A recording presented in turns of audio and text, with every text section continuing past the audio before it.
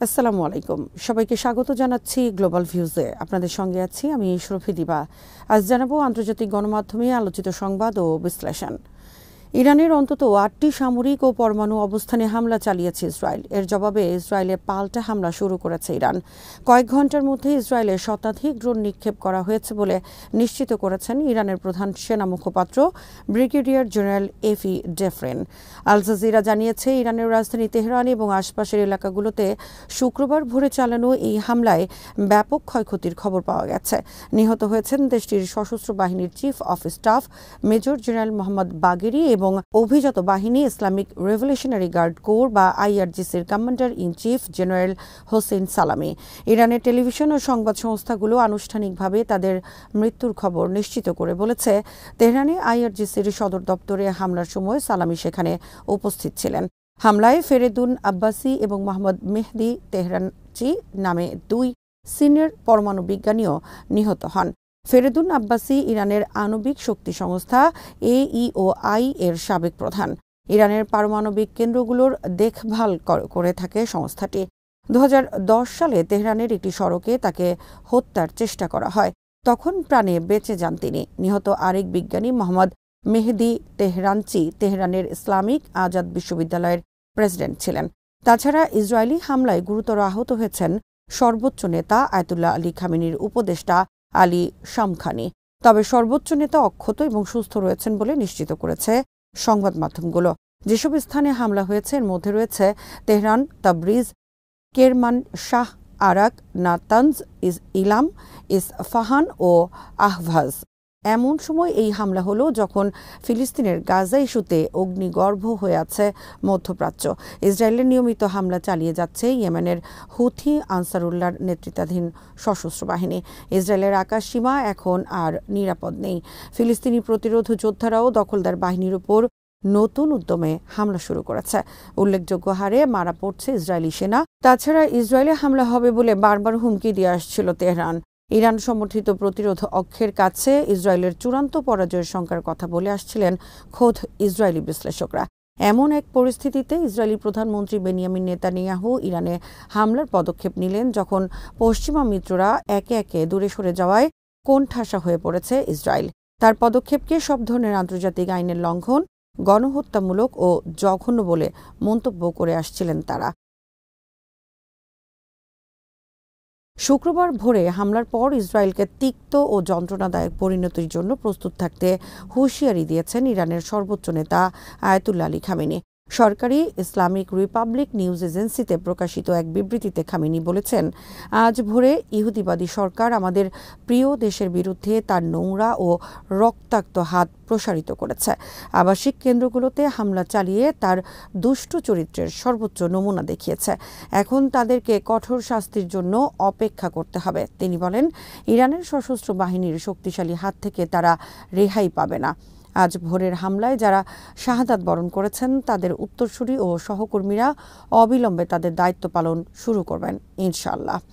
ইরানে হামলার যে দুঃসাহস দেখিয়েছে ইসরায়েল, তার জন্য যুক্তরাষ্ট্রকেও দায়ী করেছে ইরান। পররাষ্ট্র মন্ত্রণালয় বলেছে, জাতিসংঘ সনদের অধীনে ইসরায়েলি হামলার জবাব দেওয়ার আইনি ও বৈধ অধিকার তেহরানের রয়েছে।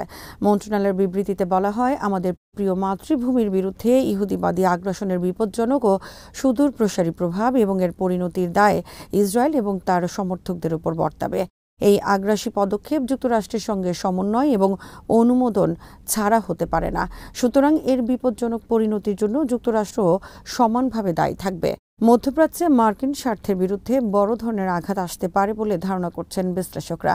মার্কিন প্রেসিডেন্ট ডোনাল্ড ট্রাম্প বলেছেন, মার্কিন স্বার্থে আঘাত এলে ওয়াশিংটনও পদক্ষেপ নেবে। এর আগে ট্রু প্রমিস 1 ও ট্রু প্রমিস 2 শিরোনামে ইসরায়েলে 2 দফা ব্যাপক ভিত্তিক হামলা চালিয়েছে ইরান। ওই হামলায় ব্যাপক ক্ষয়ক্ষতির শিকার হয়েছিল ইসরায়েল। এখন আরও ব্যাপক পরিসরে হামলা চালানো হবে বলে নিশ্চিত করেছে ইরানি কর্মকর্তারা। ইরানের পাল্টা হামলা শুরুর ইঙ্গিত পাওয়া যাচ্ছে বলে জানিয়েছে সংবাদ মাধ্যমগুলো। ইরানের অবশ্যম্ভাবী হামলার প্রেক্ষাপটে চীন ইসরায়েলে অবস্থানরত তার নাগরিকদের সর্বোচ্চ সতর্ক থাকতে বলেছে। জর্ডান তার আকাশসীমা বন্ধ করে দিয়েছে। ইরানে হামলার তীব্র নিন্দা জানিয়ে সৌদি আরব বলেছে, এর মাধ্যমে সব ধরনের আন্তর্জাতিক আইন লঙ্ঘন করেছে ইসরায়েল। ইসরায়েলের জরুরি অবস্থা জারি করা হয়েছে।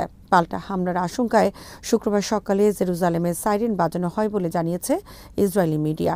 ইসরায়েলের প্রতিরক্ষা মন্ত্রী ইসরায়েল কার্জ এক বিবৃতিতে জরুরি অবস্থা জারি প্রসঙ্গে বলেন, ইরানে হামলার পর ইসরায়েল ও এর বেসামরিক জনগণের বিরুদ্ধে ইরান ক্ষেপণাস্ত্র এবং ড্রোন হামলা চালাবে, এটি নিশ্চিত।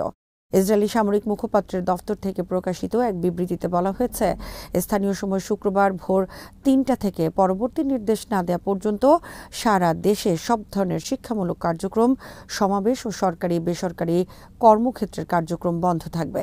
শুধুমাত্র জরুরি নিত্যপণ্যের ব্যবসা প্রতিষ্ঠান খোলা থাকবে। ইসরায়েল জানিয়েছে, তেহরানকে পারমাণবিক অস্ত্র তৈরি করা থেকে বিরত রাখতে পারমাণবিক স্থাপনা লক্ষ্য করে হামলা চালানো হয়েছে। ইসরায়েলের সামরিক মুখপাত্র জানিয়েছেন, এই হামলা উচ্চমানের গোয়েন্দা তথ্যের ভিত্তিতে পরিচালিত হয়েছে এবং এর মূল লক্ষ্য ছিল ইরানের পারমাণবিক কর্মসূচি, ব্যালিস্টিক ক্ষেপণাস্ত্র এবং সামরিক সক্ষমতা ধ্বংস করা। ২ ডজনেরও বেশি জেট বিমানের সমন্বয়ে পরিচালিত এই অভিযান ছিল পরিকল্পিত এবং সুনির্দিষ্ট। ইরানের সংবাদ মাধ্যম এবং প্রত্যক্ষদর্শীদের বরাতে আল জাজিরা জানিয়েছে, ইউরেনিয়াম সমৃদ্ধকরণ অঞ্চল, ক্ষেপণাস্ত্র স্থাপনা এবং ইরানি কমান্ডাররা ছিলেন এই হামলার লক্ষ্যবস্তু। ইসরায়েলি সামরিক বাহিনীর এক কর্মকর্তা জানান, ইরানের ডজন খানেক পারমাণবিক ও সামরিক লক্ষ্যবস্তুতে হামলা চালানো হয়েছে। তিনি বলেন, ইরানের কাছে এমন পরিমাণে উপাদান আছে যা দিয়ে তারা কয়েকদিনের মধ্যেই ১৫টি পারমাণবিক বোমা তৈরি করতে পারবেন। ইসরায়েলের প্রধানমন্ত্রী বেনিয়ামিন নেতানিয়াহু ইরানকে ইসরায়েলের অস্তিত্বের জন্য হুমকি উল্লেখ করে বলেছেন, আমরা ইতিহাসের একটি নির্ণায়ক মুহূর্তে অবস্থান করছি। তিনি বলেন, ইসরায়েল এই অভিযানে ইরানের পারমাণবিক বোমা নির্মাণে যুক্ত বিজ্ঞানী, তাদের ব্যালিস্টিক ক্ষেপণাস্ত্র কর্মসূচি ও নাতানজের ইউরেনিয়াম সমৃদ্ধকরণ কেন্দ্রকে লক্ষ্যবস্তু করেছে। তেহরান থেকে প্রায় ২২৫ কিলোমিটার দক্ষিণের নাতানজ শহরে অবস্থিত দেশটির প্রধান পারমাণবিক সমৃদ্ধকরণ কেন্দ্রে হামলা চালানো হয়েছে। নেতানিয়াহু বলেন, যতদিন প্রয়োজন হবে ততদিন এই অভিযান অব্যাহত থাকবে। নাতানজ শহরের এক প্রত্যক্ষদর্শী জানান, ওই স্থাপনার কাছে একাধিক বিস্ফোরণের শব্দ শোনা গেছে। তেহরানেও কয়েকটি বিস্ফোরণের শব্দ শোনা গেছে। হামলার পর জরুরি বৈঠকে বসেন ইরানের সিনিয়র সামরিক বেসামরিক কর্মকর্তারা। ইরানের প্রেস টিভির খবরে বলা হয়, হামলার পর পরবর্তী নির্দেশ না দেওয়া পর্যন্ত আকাশসীমা বন্ধ করে দিয়েছে ইরানের বেসামরিক বিমান চলাচল সংস্থা। মার্কিন পররাষ্ট্রমন্ত্রী মার্কো রুবিও বলেছেন, ইসরায়েল এককভাবে এ হামলা চালিয়েছে, কারণ ইসরায়েল মনে করে এই হামলা তাদের আত্মরক্ষার জন্য প্রয়োজন ছিল। এক বিবৃতিতে রুবিও বলেন, ইসরায়েল এককভাবে ইরানের বিরুদ্ধে পদক্ষেপ নিয়েছে।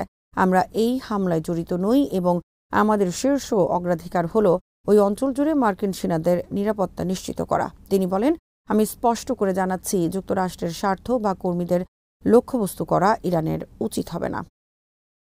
আজ এখানেই শেষ করছি। সবাই ভালো থাকুন, সুস্থ থাকুন আর দেখতে থাকুন বিডি ভিউজ। চ্যানেলটি ভালো লাগলে সাবস্ক্রাইব করুন, সংযুক্ত থাকুন আমাদের ফেসবুক পেজে। আল্লাহ হাফেজ।